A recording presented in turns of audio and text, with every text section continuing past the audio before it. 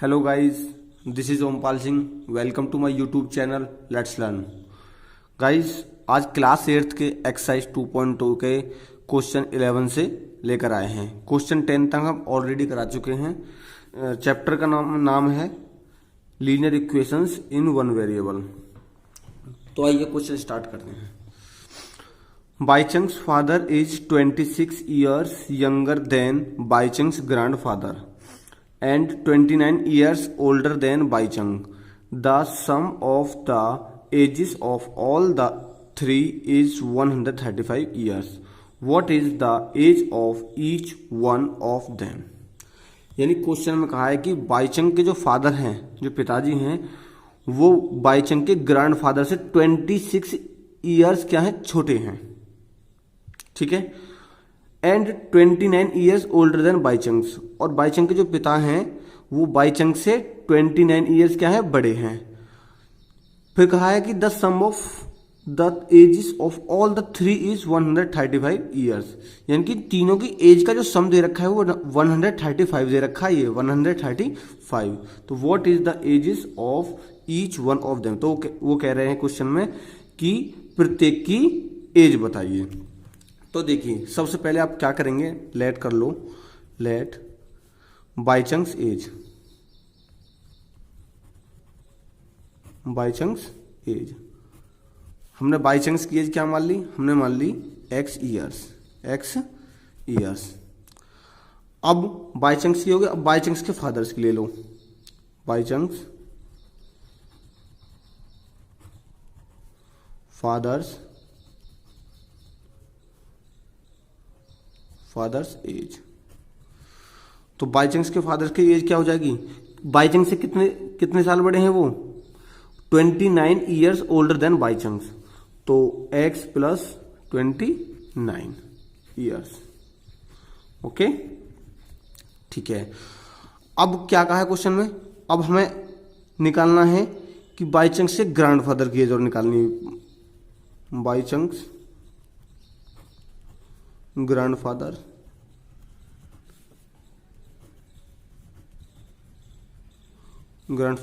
As. तो बाईचंग्स के grandfather की एज क्या थी, बाईचंग के ग्रैंडफादर से 26 ईयर ओल्डर देन थे, यानी कि बाईचंग्स के फादर की एज कितनी है, x प्लस 29। तो ग्रैंडफादर कितने हैं, 26 ईयर्स ओल्डर देन। तो इनको प्लस कर लो, x प्लस 9 6 15 2 और 2 4 और 1 5। तो बाईचंग्स के ग्रैंडफादर हो गए ये। ओके, अच्छा। अब क्वेश्चन में क्या कहा है, अब क्वेश्चन में कहा है कि इन तीनों का जो सम है, एज का जो सम है, the sum of the ages of all the three is 135। अब तीनों की एज को क्या करते हैं, हम सम कर लेते हैं। तो देखिए, बाईचंग्स की कितनी एज है, x प्लस बाईचंग्स के फादर की कितनी है, x प्लस 29 प्लस बाईचंग्स के ग्रैंडफादर की एज कितनी है, x प्लस 55। अब इन तीनों की एज का जो सम कितना दे रखा है, 135। तो अब इन्हें प्लस कर लो, देखो x x x कितना हो जाएगा, 3x प्लस 29 को 55 को प्लस करो, 9 5 14 5 2 7 और 1 8 84 इज इक्वल टू 135। तो ये हो जाएगा 3x 135। कॉन्सोनेंट को लेफ्ट टू राइट ले जाइए, ये हो जाएगा माइनस 84, और 135 में से 84 माइनस करेंगे कितना बचेगा, 5 में से 4 जाएंगे 1, 13 में से 8 जाएंगे तो 5, 51 हो गया। ओके, अब x इज इक्वल टू 51, ये 3 जो है नीचे आ जाएगा, 3 से डिवाइड करो, 3 1 जा 3, 3 7 जा 21, 17 हो गया। तो x इज इक्वल टू आ गया क्या, 17। तो x किसकी एज थी, x थी बाईचंग्स की एज थी। तो लिख लो यहां पर बाईचंग्स एज, बाईचंग्स एज। तो बाईचंग्स की एज कितनी होगी, 17 ईयर्स, 17 ईयर्स। अब निकालनी है हमें फादर्स की, बाईचंग्स फादर्स एज।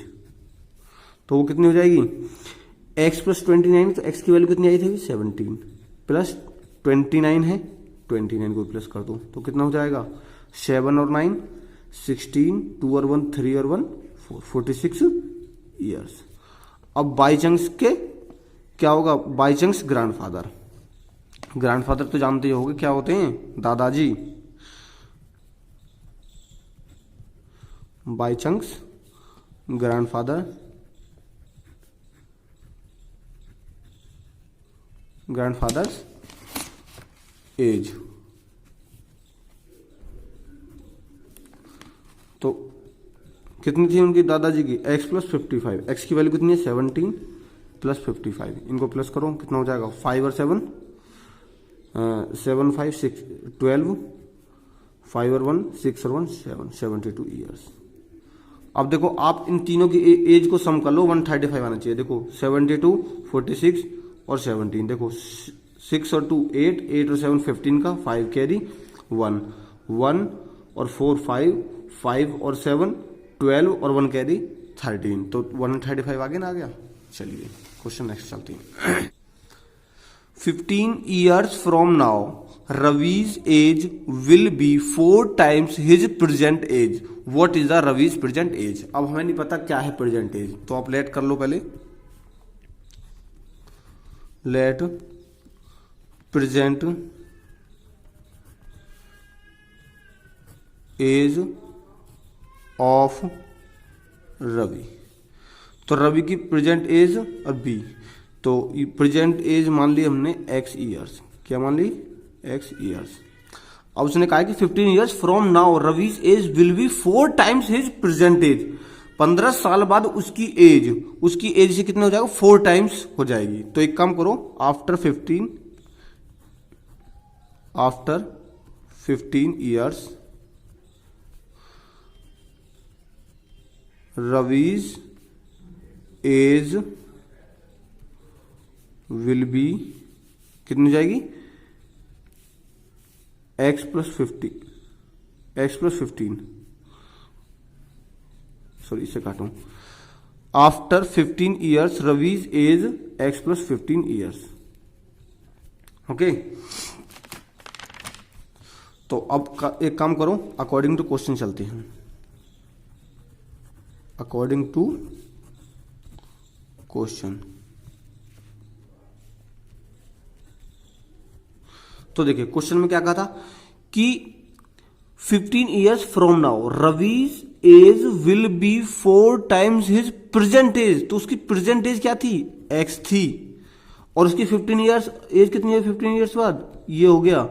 तो कह रहा है 15 ईयर्स बाद उसकी जो प्रेजेंट एज है वो कितनी हो जाती है 4 टाइम्स हो जाती है, यानी कि 4 गुनी हो जाती है। तो 4 गुनी हमने कर दिया, तो एक काम करो 4x, ये प्लस की x की वैल्यू है, इधर ले आओ ये माइनस के हो जाएगा, इज इक्वल टू 15। 4x में से 1x जान कितना बचेगा 3x इज इक्वल टू 15। तो x इज इक्वल टू 15, ये 3 नीचे आ जाएगा, 3 5 जा 15, तो x इज इक्वल टू कितना आ गया 5, यानी कि प्रेजेंटेज रवि की कितनी थी 5 ईयर्स। तो लिख दो प्रेजेंट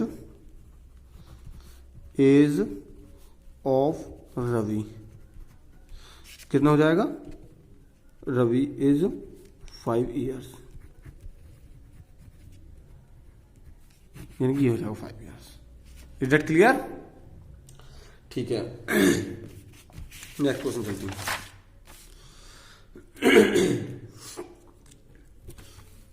देखिए क्वेश्चन में क्या है, a rational number is such that when you multiply its by 5.2 and add 2/3 to the product you get -7/12, what is the number. अब हमें अभी वो रेशनल नंबर नहीं पता है क्या है वो रेशनल नंबर, तो एक काम करो लेट कर लो, लेट अ रेशनल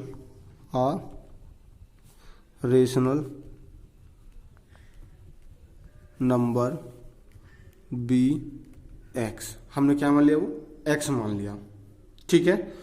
ठीक है, तो देखिए अकॉर्डिंग टू क्वेश्चन चलेंगे, जो भी कुछ कहे क्वेश्चन में उसके अकॉर्डिंग चलना। मैं अकॉर्डिंग टू क्वेश्चन बोल दो, कंडीशन बोल दूं, चलो कंडीशन लिख दो, कुछ भी लिख दो।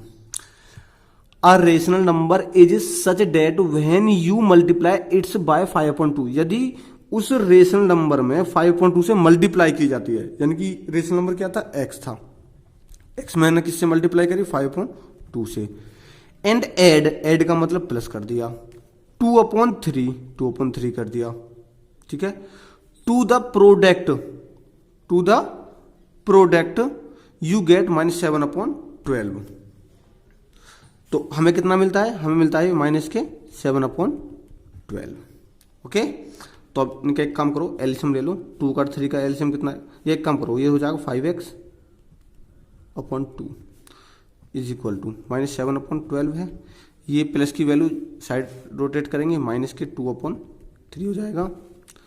अब इनका एलसीएम कितना आएगा, 12 का 3 का एलसीएम आ जाएगा 12, 12 1 जा 12, कितना बच्चा 1, 1 7 जा 7, माइनस के 3 4 जा 12, 4 2 जा 8, तो 5x/2 इज इक्वल टू -7 और -8 कितना हो जाएगा, -15/12।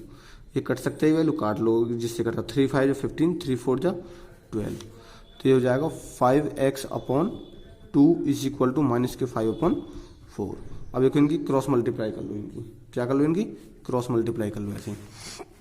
तो देखो जब क्रॉस मल्टीप्लाई करेंगे तो x इज इक्वल टू ये 2 5 जा -10 हो जाएगा ये, और ये 5 4 जा 20, ये आ जाएगा नीचे, तो 10 1 जा 10, 10 2 जा 20, यानी कि x की वैल्यू कितनी आ गई, -1/2। तो हमारे पास वो रेशनल नंबर क्या था, वो था ये -1/2 था। Is that clear? ठीक है, आइए नेक्स्ट क्वेश्चन पे चलते हैं। Lakshmi is a cashier in a bank. She has currency notes of denominations ₹100, ₹50 and ₹10 respectively. The ratio of the number of these notes is 2:3:5. The total cash with Lakshmi is 4 lakh. How many notes of each denominations does she have? Lakshmi एक bank में cashier है और उसके पास कुछ notes की currency है, जिसमें उसके पास नोट्स हैं 100 रुपीज के नोट्स हैं, 50 रुपीज के नोट्स हैं, 10 रुपीज के नोट्स हैं। अब उन नोट्स का जो रेशो दे रखा है नंबर में, वो दे रखा है 2:3:5 में दे रखा है। अब टोटल कैश जो लक्ष्मी के पास इन सभी नोटों को मिला करके कितना बनता है, 4 लाख बनता है। अब वो कह रहे हैं क्वेश्चन में कि 100, 50 और 10 रुपीज के कितने कितने नोट्स होंगे। ओके, ठीक है, तो एक काम करो, let the number of notes ₹100, ₹50 and ₹10 are 2x, ये 3 है तो ये लिखो 3x, एंड ये कितना 5 है तो 5x रेस्पेक्टिवली।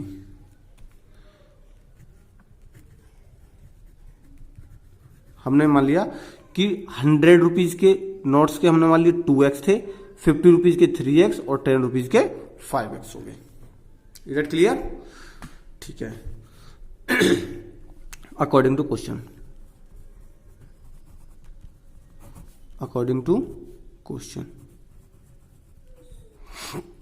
देखो क्वेश्चन में कहा था कि 100 रुपीज के नोट्स कितने, 2x है, तो इनकी मल्टीप्लाई हो जाएगी 2x मल्टीप्लाई 100। टोटल नोट्स हमारे पास इतना था ना, तो देखो प्लस लगाओ, 50 रुपीज के कितना 3x, तो 3x इंटू 50 प्लस 10 रुपीज के नोट कितने थे 5x, तो कर लो multiply, 5x multiply 10 is equal to total money कितनी थी 4 लाख। ओके, ठीक है। 2 का टेबल 100 में करो, 100 2 जा 200, तो ये कितना हो जाएगा 200x प्लस 3 5 जा 15, ये कितना होगा 150x प्लस 5 10 जा 50, और ये हो जाएगा x is equal to 4 lakh. Okay, अब इनको प्लस कर लो, ये एक्स एक्स एक्स सारा सम में, तो 200 प्लस 150 कितना होगा 350, 350 प्लस 50 कितना हो जाएगा 400। X is equal to 4 lakh. अब ये क्या है 400, ये नीचे आ जाएगा, x is equal to into में ये डिवाइड में हो जाएगा। तो देखो 10 से 10 कैंसिल, 10 इस 0 से इस 0 कैंसिल, और ये 4 से डिवाइड करो, 4 1 4, और ये कितनी 0 बची 3, 1 2 3। तो x की वैल्यू कितनी आ गई, x की वैल्यू आ गई 100। ठीक है, अब हमने देखो 100 रुपीज़ के नोट्स कितने थे 2x, तो एक काम करो नोट्स ऑफ 100, नोट्स ऑफ 100,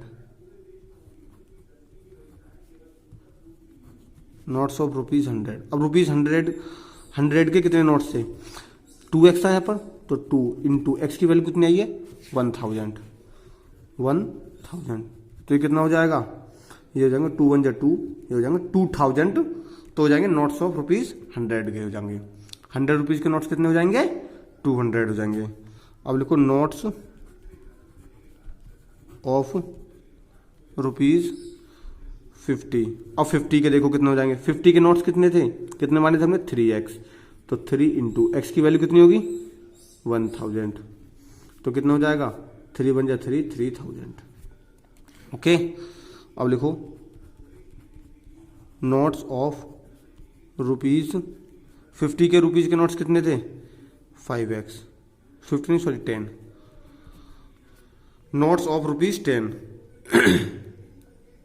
क्या है 5x, x की वैल्यू कितनी है 1000, तो ये कितना हो जाएगा 5 1 5, ये हो जाएगा 5000। Is that clear? तो हमारे पास तीनों नोट्स आ गए हैं, इसके भी और इसके भी, 100 रुपीज़ के भी, 50 के भी और 10 रुपीज़ के भी। ओके ठीक है, तो अगर आपने इससे पहली वीडियो नहीं देखी तो उसे भी जरूर देखें।